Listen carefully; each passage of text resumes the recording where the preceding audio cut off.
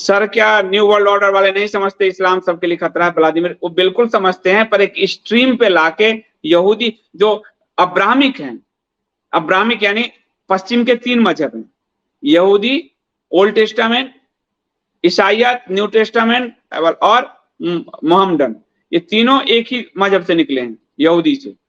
और भारत में अपने एक दूसरा तरफ पूरब है भारत, सनातन धर्म, हिंदू, जैन, सिख, ये भारत के हैं। भारत अकेला पूरे पश्चिम एक तरफ और भारत एक तरफ, आप अगर देखोगे तो। अब इनका जो है नोएड थ्योरी है, नूह के 7 सिद्धांत, नूह जो जल प्लावन में बचे थे उसके 7 सिद्धांत, ये 7 सिद्धांत को यहूदी प्रमोट कर रहे हैं दुनिया को वैसे ही बनाए रखने के लिए।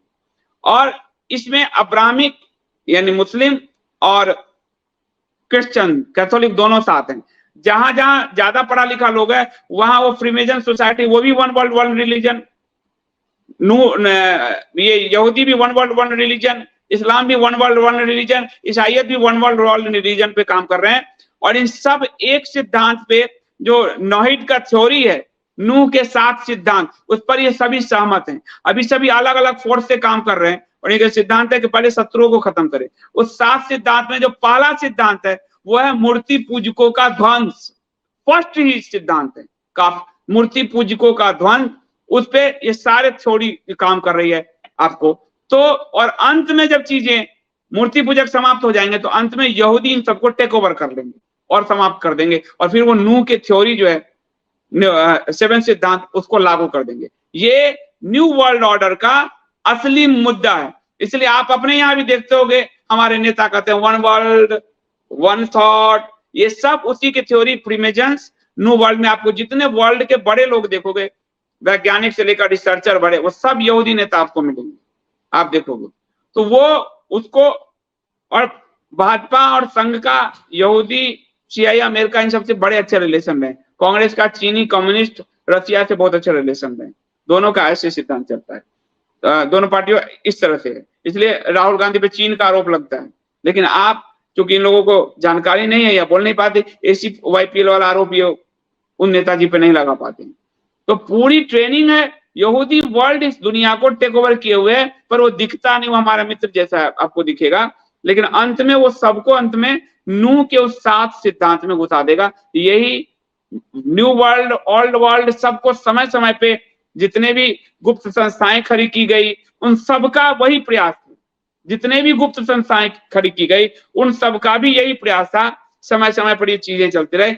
ये पूरे पृथ्वी के अंत तक उस 7 सिद्धांत को लागू करना चाहते हैं जो नूह की थ्योरी है। और यहूदियों का मानना है कि चूंकि नूह प्रथम आदम थी, खुद ही पैगंबर मोहम्मद कहते हैं कि इतने पैगंबर है आदम, तो प्रथम आदम थे, तो प्रथम आदम के 7 सिद्धांत को इस्लाम भी मान ले, यहूदी भी मान ले और ईसाइयत भी मान ले। और सबसे बड़ा शत्रु मूर्ति पूजक है उसका, उसमें पहला ही लाइन है, पहला सिद्धांत मूर्ति ध्वंस। तो उस पर ये लोग पूरा काम करते हैं। और इसलिए आप अगर देखोगे ओसामा बिन लादेन को खड़ा करने में भी आपको यहूदी नजर आएगा, जितने बड़े बड़े सबके पीछे कोई ना कोई आपको इस तरह का नजर आएगा। जितने भी मूवमेंट चल रहे सब में कहीं ना कहीं पैसा उनके पास है, रिसर्च उनके पास है, सारा ताकत उनके पास है। तो अंत में ये सब, तो हम लोग चूंकि अभी इजराइल का पक्ष लेते हैं, इजराइल करते हैं, हमको फिलिस्तीन और अरब समझ में आता है।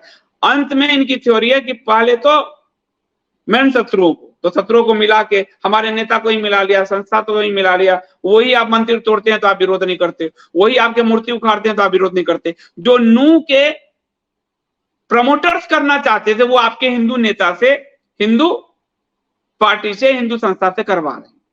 तो वो आपको मैंने कंटेंट फॉर चेंज में टेलीग्राम में नूह के सारे वर्ल्ड ऑर्डर वाले आपको जो है न्यू वर्ल्ड ऑर्डर वाले में वो सारा मैंने दिया है, आगे भी देता जाऊंगा। ये जब तक इस थ्योरी को नहीं आप समझेंगे तब तक भारत के नेता क्यों अब्राहमिक थॉट की लिए लालायित जीभ लटकाते घूमते हैं, उनसे पुरस्कार पाते घूमते हैं। सिर्फ पेट्रो डॉलर का मामला नहीं है, आपके धर्म को समाप्त करने का भी ये मामला है। और ये लड़ाई सदियों पुरानी है, बहुत समय से हो रही है। सेमेटिज्म जो जितना भी मूर्ति पूजक का ध्वंस इन्होंने शुरू किया था, वो हिंदुस्तान आज भी अकेला उनके विरोध में खड़ा है। इसलिए हिंदुस्तान को खत्म करने के लिए हिंदुओं के बीच में ही नेता बार बार भेजे जाते रहे, वो चाहे राजा राम मोहन राय हो, चाहे करमचंद गांधी हो, चाहे ये आरएसएस भाजपा मोदी जो भी हो, हिंदुओं के भेष में ही भेजे जाते रहे। नेहरू भी अपने आप को पंडित ही कहते। व्लादिमीर, ये कैसा हिंदुओं का नरसंहार नहीं हुआ? आखिर ये कैसा देश बनाना चाहते हैं? ये प्रो मुस्लिम देश बनाना चाहते हैं, प्रो अब्राहमिक देश, नॉट मुस्लिम, प्रो अब्राहमिक। और ये जो ऑर्गेनाइजेशन है जिससे ये लोग आए हैं, इस ऑर्गेनाइजेशन के हिस्ट्री को मैंने किताब तो लिखी है, अब और डिटेल जा रहा हूं और आपको पता चल रहा है कि इस ऑर्गेनाइजेशन को खड़े करने में भी बड़ी विदेशी शक्तियों ने काम किया है, नेताओं को भी विदेशी शक्तियों ने खड़ा किया है।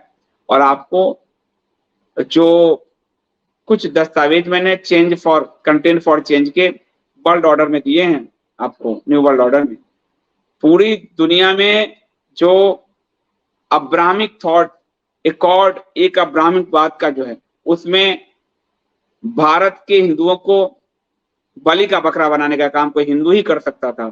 ये ऑर्गेनाइजेशन, ये नेता, ये पार्टियां वही काम करते हैं, क्योंकि शत्रु तो आपको हाँक के नहीं ले जा सकता ना, हाँक के तो आपको गड़ेड़िया ही ले जाएगा। शत्रु तो हाँक के ले नहीं जाएगा, आप भागोगे तो शत्रु कांग्रेस आदि तो आपको हाँक के ले जाता, उससे तो लड़ाई लोगे। कोई गड़ेड़िया अपना गड़ेड़िया ही ले जाएगा जिसके पीछे। तो अपने गड़ेड़िए को तैयार किया गया है हाँक के अब्राहमिक कल्ट की ओर ले जाने के लिए। इसलिए मूर्तियां तोड़ रहे हैं, मंदिर उखाड़ रहे हैं, आपको बुर्का पहनवा रहे हैं, उनके लिए 300 योजनाएं चलवा रहे हैं, डीएनए मैच करवा रहे हैं, हिंदू बेटियों का विवाह लव जिहाद वहां करवा रहे हैं, सारा कुछ हो रहा है ताकि अंत में आपका और ये उस लक्ष्य को, जिस लक्ष्य को ये 20 के दशक से लेके चले हैं, उस लक्ष्य को ये पूरा कर सकें। भारत में बड़े बड़े राजा राम मोहन राय तक को विदेशियों ने खड़ा किया।